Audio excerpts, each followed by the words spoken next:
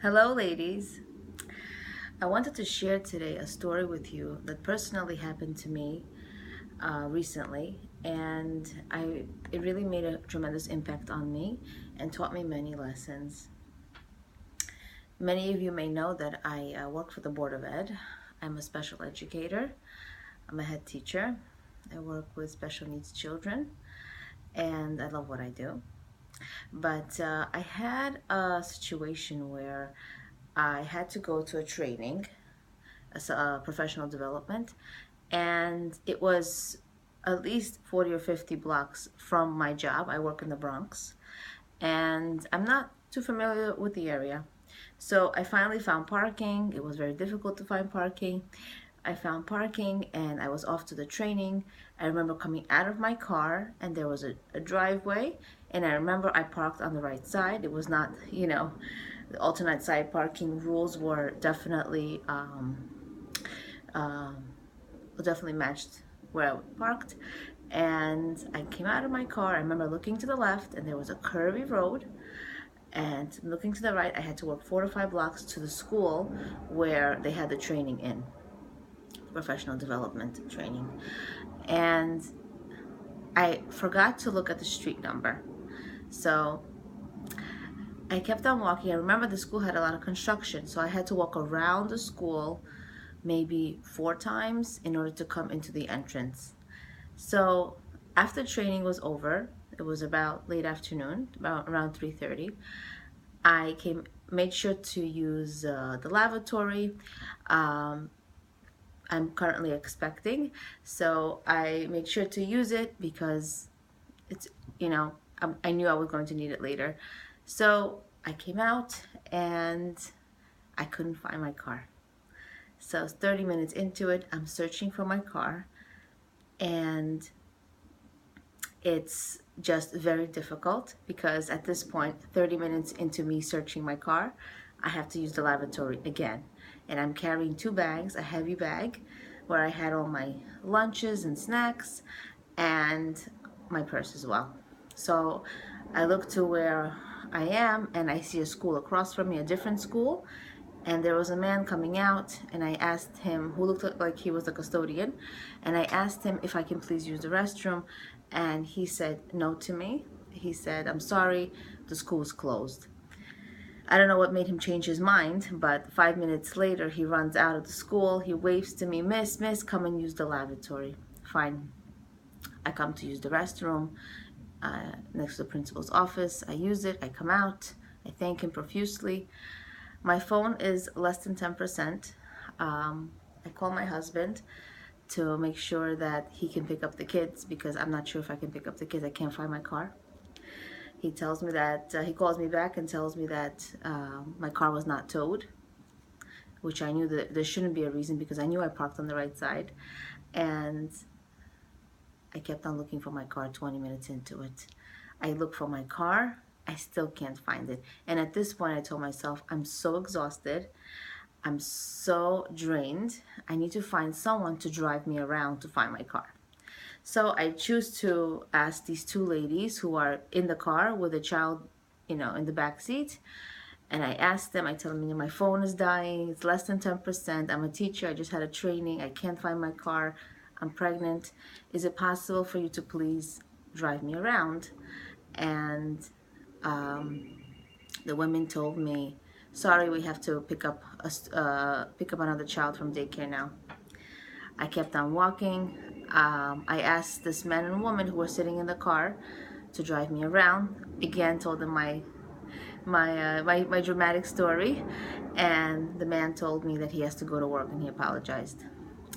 So I asked Hashem, please help me. I really need to find someone. I don't know what else to do.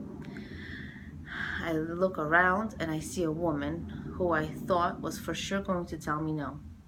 She was hauling what it looked like was a cerebral palsy child. She was hauling him into the car. He was in a wheelchair with all her strength. It looked like she was middle-aged. And for sure, I told myself, she has a hard life. She does so much on a daily basis, and she can feel so virtuous. She can feel so good about herself that she does so much, probably more than the average person, especially a mother with a special needs child. So, and she had a daughter, a teenage daughter in the front. I told her my story in broken English. I also speak some Spanish. So I spoke to her and I told her, my dramatic story again. I told her that my car is, lost, and for her to please help me. And she helped me. She told her daughter to come out of the car to go to the back seat with her brother. Probably he was her brother. And I sat in the front, and we circled around for 20 minutes. She charged my phone in the car happily. We talked a little bit, and lo and behold, we found our car. We found my car, and I was really, really thankful to her. I gave her a hug and kiss, and I asked her for her name. Her name is Emma, and she really saved the day. She saved my day. I was really grateful to her. Excuse me. There's a number of lessons that I learned from this story alone. But yet, when I came to pick up my kids, my mom ended up picking up my kids because my husband was stuck in traffic. She picked up my kids from the bus and brought them home. And I came to pick them up, and she told me, listen to my crazy story. After I told her of my experience that day, she said, I came out that morning out of my house and I saw a woman who dropped her car keys which was under the car. And she quickly drove off, which meant that it was, a car that you just press a button on and you just drive off. And she left the car keys on the floor. And my mom was waving to her. Maybe she would look back, and apparently she didn't. So my mom took the car, went to the store, came back, and she sees this woman looking like so emotional, on the verge of tears, looking around on the floor. She had a baby in a carriage, looking so desperate. My mom saw her, and my mom came out, and she said, "Are you looking for these?"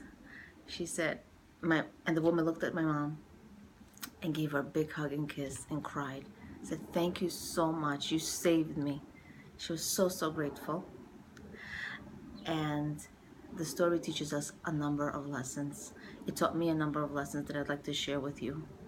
The first lesson that I learned is that if you want a favor done, ask a busy person. Now, we're all busy, but a person who pushes themselves constantly to do chesed, to do kindness, will have a bigger